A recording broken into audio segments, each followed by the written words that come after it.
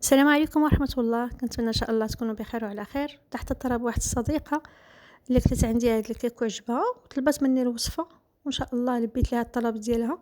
كنتمنى انك تخلي لي تعليق. اختي نجاة، وان شاء الله كنتمنى ان الوصفة تعجبك. غادي نحتاجو 4 ديال البيضات يكونوا متوسطين، الا كانوا كبار تنحتاجو ليه 3، وتنديرو 10 المعالق ديال السكر. كنخلطو غير بهاد الطراب هذا، ما كنحتاجوش يعني الطراب الكهربائي. اللي ما عندوش هاد لوبغا هذا تيستعمل غير الفوي، ولكن ضروري من انه يطرب مزيان. بعد ما كنخلطوا هذوك المكونات كنزيدوا 10 المعالق الحليب، العبر دائما بنفس الملعقه.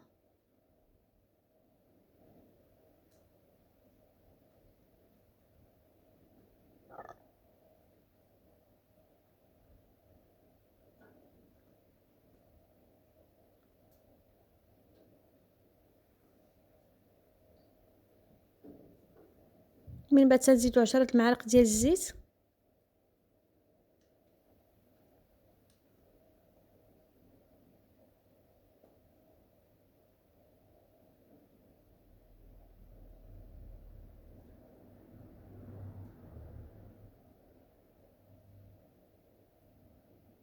وكنطربوا. من بعد كنزيد 2 المعالق كبار ديال الكاكاو المر،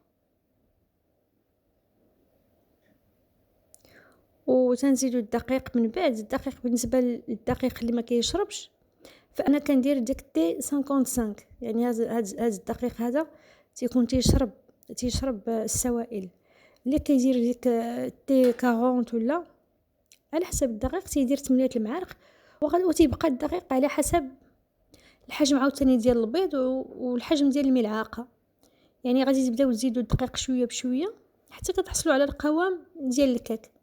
كنديروا 2 خمارات من فئه 8 غرام، يعني 16 غرام. صافي، هذا هو الكيك. تندخلوه للفران. من بعد كندوزو باش نصوبوا الخليط ديال الحليب مع القهوه سريعه الذوبان. من طبيعه الحال سخنت الحليب باش تذوب ليا فيه القهوه دغيا. كندير ثقوب بالفرشيطه باش داك الحليب يدخل وكتسقى من الداخل.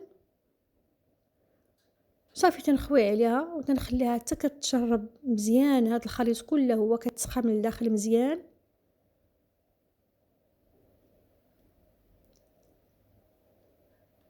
هنا من بعد ما تشربات تنقلبها في الاناء ديال التقديم، وتندوز في نفس الكاس تندير ليها الناباج ديالها او يعني الفوق ديالها. هنا خلطت ما بين الشكلاط اللي هو كراميل والشكلاط بخاليني، تيعطي واحد المذاق زوين. واللي بغى تيدير غير الشكلاط الكراميل، واللي بغى عاوتاني تيدير الشكلاط الاسود. اللي ما بغاش هاد الانواع هادو يدير الشكلاط كراميل او الشكلاط الاسود. كندير تقريبا واحد معلقه صغيره ديال الزيت، وكندير الكريمه السائله. تندخلهم حتى كيذوب ليا داك الشكلاط، تنخلطو وصافي. تنديرو في الواجهه هكا وتندير ثقوب. كنحاول انه حتى هذا الخليط هذا كيدخل ليا لداخل. تندخلها للثلاجه، وهذا هو الشكل ديالها بالصحه والراحه. كنتمنى الوصفه ديال اليوم تعجبكم، وكنتمنى الاخت نجاة ان شاء الله الا جربتها تكتب لي ترجع وتكتب لي في التعليق. كنتمنى تكثروا من حركات الاكسبلور، تخليوا لي تعليقات ولايكات، وتبارطاجيو مع الاهل والاصدقاء باش تعمل فائده. شكرا لكم.